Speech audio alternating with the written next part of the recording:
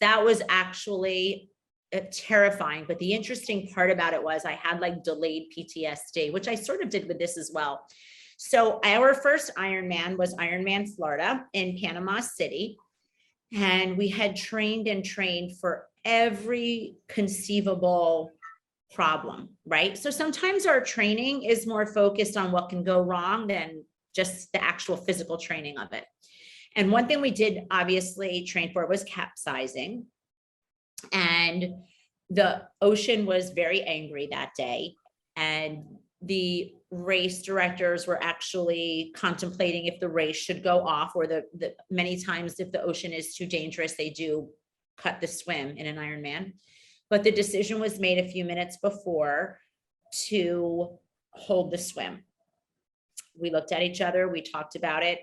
Are we going to do it? Yep, we're going to do it. Let's go. This is what we came for. This is what we trained for. So in an Ironman or in any triathlon, Carrie is attached to my waist. I have a belt that goes around my waist, and there's about 2 feet of the belt behind me, which is then attached to an inflatable kayak, which Carrie lays flat in. Of course, she is in life vest, gear, etc. So we start the swim. Again, this is our first Ironman. We run a program called Race to Educate, where we do triathlon with 4th graders. And that triathlon is just a metaphor for life, right? Everybody struggles in one area. Everybody has an easier time with other areas, challenging yourself, coming together. And so we had these 4th graders with us on the beach, everybody watching. It was this big moment.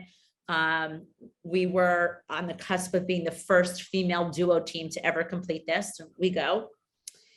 And as you know, when you start on the beach and there's a gun, and then you sort of run in the water, and you've got to get through the break. So as you know, when the waves come in at the break, that's when they're the highest. So we run, and I'm about waist deep, and I hold on from the back so the kayak is close to me until we get to a point where then I dive underwater and I swim. I take about 3 strokes. So we're like a minute into what we know is going to be we have 17 hours to do this. And we know where it's going to take us most of the time.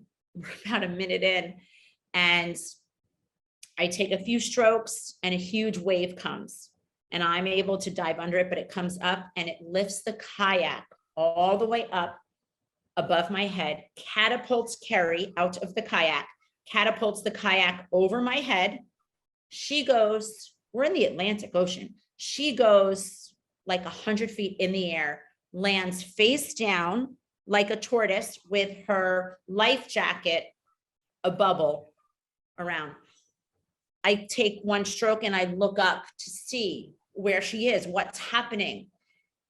And I realized the string, the big thick cord that attaches the kayak, is wrapped around my neck because it had come over my head and flown, and I can't breathe.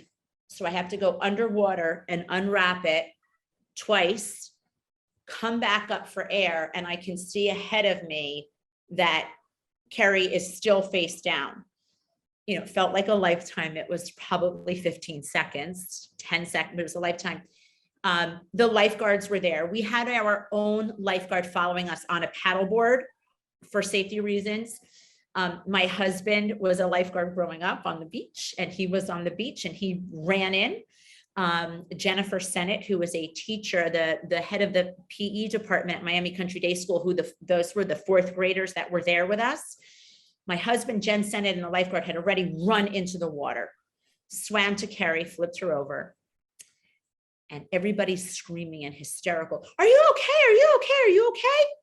And by that time now I'm swimming, and I get to her and she looks up, she goes, of course.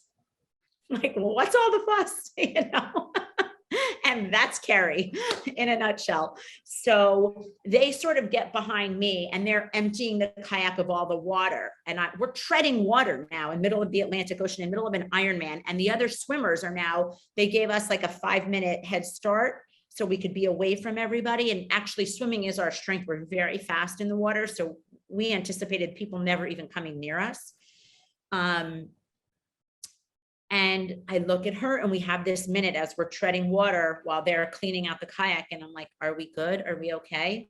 We're good. Let's go. Carrie, let's go. Let's go. They get her back, hoisting her up into the kayak in the water. And we go. And we've got, a long swim over 2 miles now in the ocean, out, across, back in. And 2.4-mile swim. And we did have, of course, safety. We had our own lifeguard just on a paddleboard next to us the whole time. And then when we got back in to come in where the break was, they sent 2 more, my husband, Jen sent it again, and 2 more lifeguards to be just next to us. And they would hold the kayak and say, whenever there was a wave, they would tell me to jump. And I would jump up and dive under, and they would hold the kayak up for us to get. It was just, that little area where the break is so rough. And so while we were out in that, 2-mile loop waiting to come back at that point forward, they sort of figured that out. And right as we were coming in, the lifeguard tapped me on the head with his paddle. And I was like, what's happening? And he looked up and he said, okay, we have a plan. And that's how then we got in. We then had no time. I didn't have time to think about it, right? We had a job to do. We went into transition, got Carrie out of the kayak, got on the bike, did a 112-mile bike. Somebody told me Florida's flat. It is not. They were like, right? Like, I'm like, where are these rolling hills coming from? Are we still in Florida? And it was a 112-mile bike ride that was more challenging than anticipated, because it really were these like rolling hills, followed by a 26.2-mile run.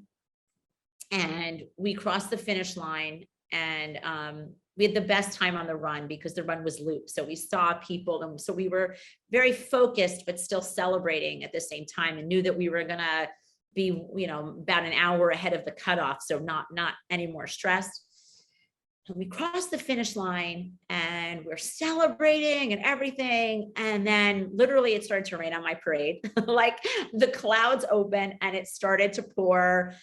And it just like brought me back to reality. And then I turned to my husband and Jen sent it, and I just started to shake. And I was like, this was like 17 hours later at this point. And I was like, oh my God, what happened in the water? Oh my God, what if Carrie was hurt? Oh my God, what if she drowned? Oh, and I just, after about 5 minutes of celebrating, I don't know, it was the rain that sort of like shook me to reality. But I just started to shake and panic and just break down over what happened in the water. But at the time and in the moment, we didn't skip a beat. But after, I really struggled with it. I had nightmares about it. I was horrified by what could have happened.